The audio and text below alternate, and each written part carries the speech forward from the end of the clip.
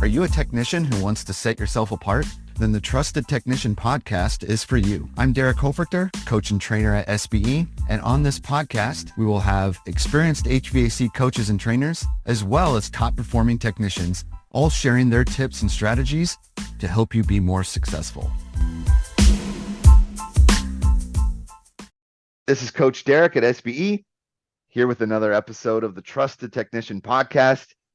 For this episode, we've got the West Coast being represented. I'm speaking today with Christian. He's with Jackson and Foster, and they're out in California. Christian, welcome to the podcast. Thank you. Good morning. Hey, so Christian, let's start from the beginning. Why are you an HVAC technician? Well, it's one of those strange things that life took me here. It's not something I dreamed when I was a kid, becoming a HVAC technician.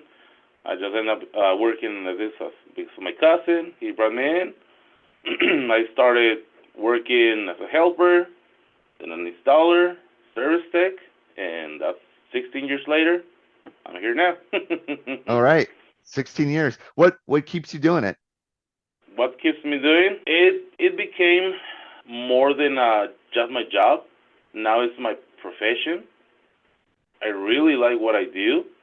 I don't wake up all the mornings and I gotta, climbing up in the attics or crawl space is not a dream job, but honestly, I'm good at on what I do. That's what I enjoy it. I enjoy it. I'm at that point that I couldn't believe people that tell me when you enjoy something, it's not work. So that I'm at that point in my life that I enjoy what I do. So it's not really, it's work because they pay me, but I enjoy it. Yeah, well, mastery of anything, right, is motivating, right, to become a professional and a master at it. So, Christian, obviously the reason why you're on this podcast is you do well, and it's because I think you have things that other technicians could learn from. So just to give kind of a context for everything, what was the total revenue that you did last year in 2022? Last year I did 1.3 million. Okay. And, looking at things, it sounds like you're on track to have another similar good year as well, right, this year? Yeah. I set my goal now. My minimum, it's $1 million. Which you've already done for the year? Yeah. So now I'm just grinding and finish up the year strong. Yeah. We pretty much still have a full quarter of the year left. So who knows? Who knows what's going to happen? Yeah, the winter for us just barely started, so we're just trying to push the next 3 months. Yeah, you're in Southern California, right? Yeah, in San Diego. Yeah, so you have a unique weather situation there, where it's just nice. Yeah, it's a little bit challenging for us, but still, I mean, the weather, yes, it helps. It helps the weather when it's extreme weather, heat, cold, but still, people want to be comfortable. They want a peace of mind, so that's the way to do it. Yeah, it's funny you say extreme weather. I'm in here in Phoenix, right? So it's like midsummer, it's 118 degrees here. And then I hear from you guys, it's like, it hit like 90 and everyone's freaking out. Like we're having extreme weather. I'm like, all right. Exactly. For us, 90, 85, that's the extreme heat. That's and extreme 60, heat. We're free. 60, we got the jacket on and we're freezing. Yeah, outside. It's a very small band of tolerance. We want 75. That's why we pay what we pay to live here. We want 75 degrees. Right. Okay, you're doing well. You're $1 million tech. Now consistently doing over $1 million. You said for you, millions, the minimum. You got to be above that. But you were telling me when we were talking that like 5, 6, maybe years ago, you didn't think that was even possible, right? Tell me a little bit about that. Yeah, like I said, I used to be maybe 5, 6 years ago. I used to be the tech that went into a call, and in 20 minutes, I would fix the unit. If it was a, capacitor, whatever, I just took the part out. I didn't even look at the edge of the unit. I didn't even look at the whole system. In and out in 20 minutes. And in the end of the year, if I made $200,000, I was happy. If I made $300,000, I was a millionaire.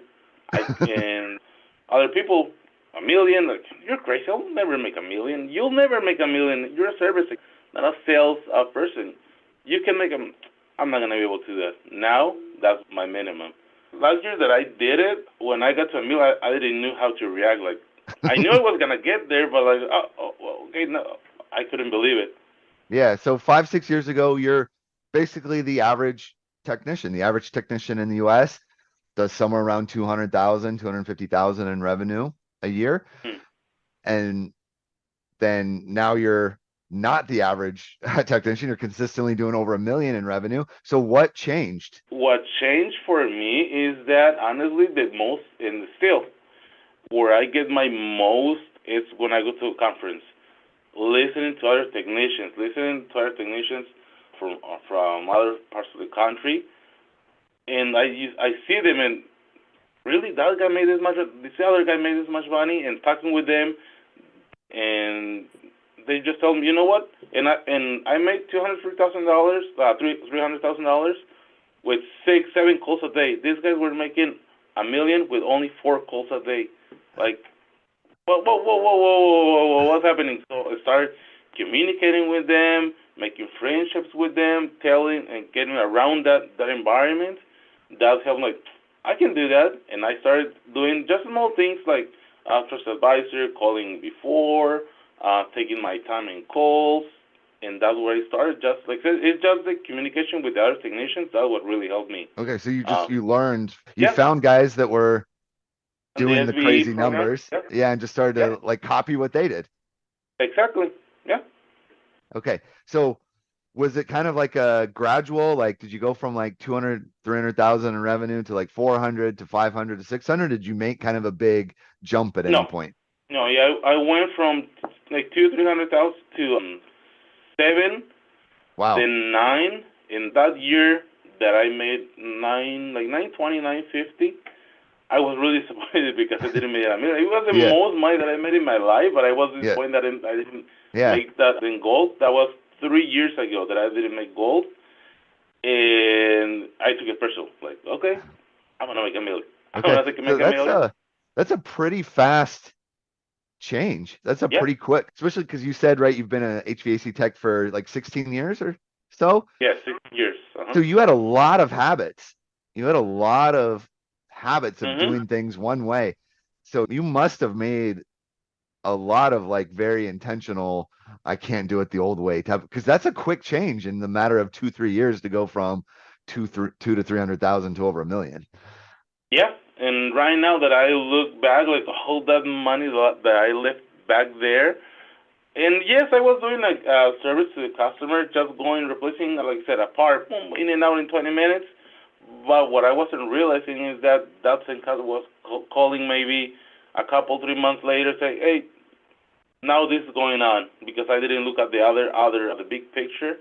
So, like I said, because I wasn't taking my time, I was just like going in and out, in and out. Now I go in there, take my time, history of the calls. Hmm. I go through each step of the call now. Okay. What I hear from you is you're slowing down, Uh-huh. right? You're being more focused, right? You mentioned you do a call ahead now. You're taking your time. What are the type of things that now that you're taking your time, what are you using that time for? Like what's happening now in that time? I'm talking with the customer. Questions Questions. to the customer. It's weird because I'm not using my time. So yes, I look at the equipment. I know the equipment. The equipment is not gonna, it's there. But talking with the customer now. Now I go look at the equipment. Yes, yes. Okay, go with the customer. Yes, I even sometimes go into the personal to know the customer. So we can build that relationship, that trust. That when it's time, and I've noticed it that the customers that I do have a relationship, they don't even ask me price. When I tell them, oh, you know what, this unit it's on its last leg, let's replace it. They don't even ask Mm, me for a price. Let's replace trust. it, Christian. Yeah, Uh huh. trust.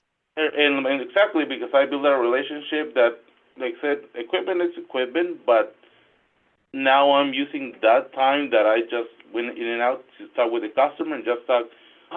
Is this unit noisy? How old is this unit? How's your electric bill?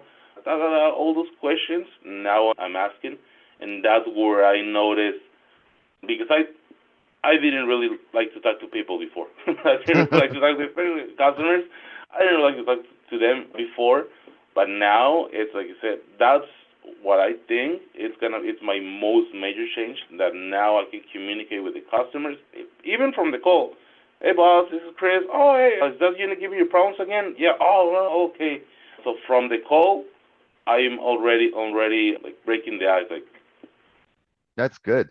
Yeah, I think that's maybe a common thing of people that are attracted into the trades. They want to work with their hands, they want to be mechanical, they want to solve problems. They weren't maybe necessarily thinking I want to be a salesperson, right? I don't want to talk to the customers. Like the customers are kind of there, but what I like is the mechanical and the problems. So is that a little bit maybe of why you didn't necessarily want to spend the time? exactly, Yeah. exactly. So I didn't wanna people look at me as a sales person. I didn't wanna look too salesy, if you wanna call it. I don't wanna be that person that so because I'm a service tech, I'm gonna fix it. I'm gonna get out of there. I'm not gonna tell you anything. But now that's still something that I need to get better on because I'm thinking they're gonna look at me like I would look at myself, but they're not me. So I don't want to give that image of a salesperson. But yeah, no, now that's why I try to keep the conversations flowing. I don't want people to look at me as a salesman. That's in the past. That's why I didn't even talk a lot. Like this is a problem, you can replace it. Okay, this is it. Bye. Right. That was it. Yeah. So, it sounds like what you found is that talking to the customer doesn't have to be sales. It can just be helping, right? Because that's basically Mhm. the examples of the questions that you gave of like electric bills, noises, whatever else. You're finding out how the homeowner feels about their Mhm. house and maybe potentially how they would like to not feel in their house, right? So how do you then make that connection though? Like you ask questions, you find things, you do your mechanical side. How do you then resolve it to them? Is there a way that you kind of connect like the noise to something else, or how do you put all the pieces together there at the end so that the homeowner wants to do something about it? Well, like I said, I go through some questions. I don't. I use those questions as tools. I use some of them. Sometimes I use all of them. It depends on the situation. And at the end, when they tell me, yes, this unit, it's noisy. This unit, it's 18 years old. My electric bill, it's really expensive. Like, okay, well, that's where I go. That's where show them their options. Like, okay, well, we have some options for you. We can fix it. If there's a problem with the system, we can fix the system. We can always fix your system. That's fine. We can always fix your system. It's gonna be this much money. Honestly, most people they don't want to invest that much money in the system that is that old, that is making all this expensive electric bill. But it's up to you. We can always fix it, and I leave it there. I don't.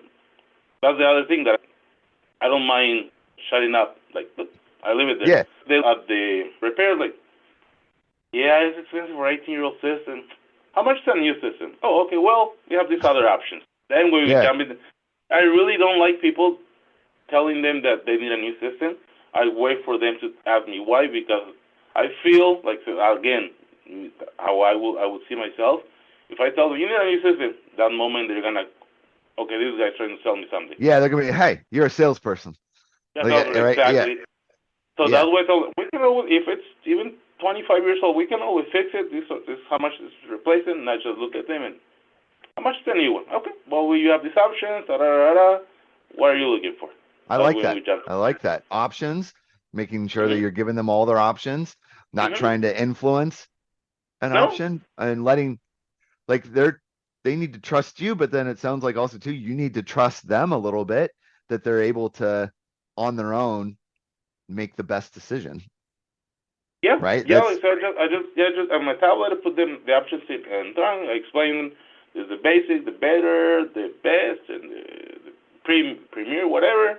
I explain them the difference between each other. So, and I always tell them, even after I show them those options, but we can always repair the system if you want. That's okay. I don't want to. Yeah.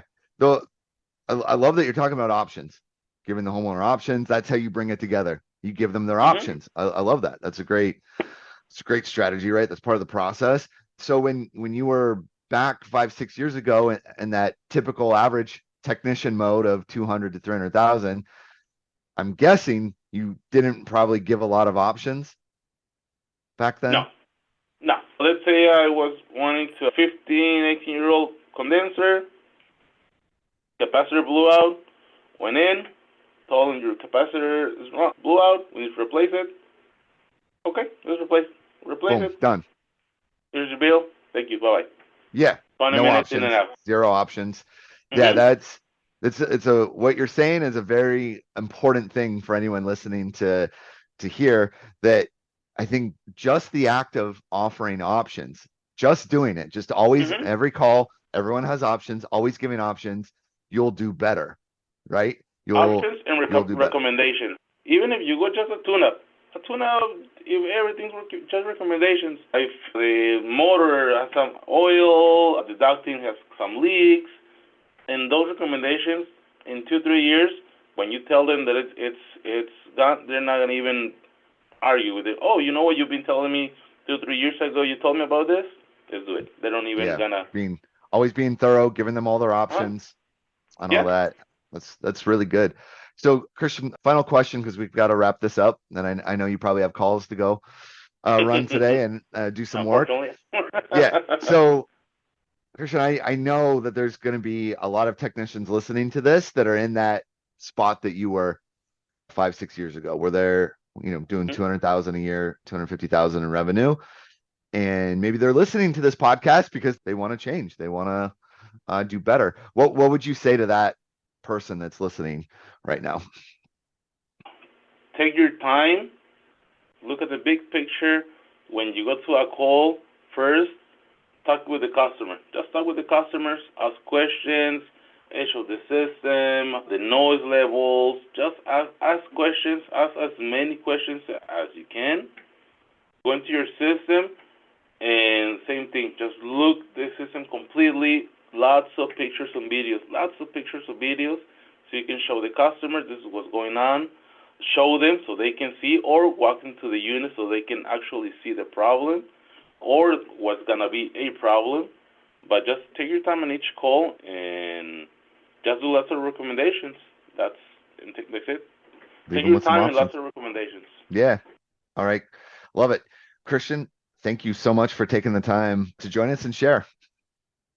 Thanks to you, Derek.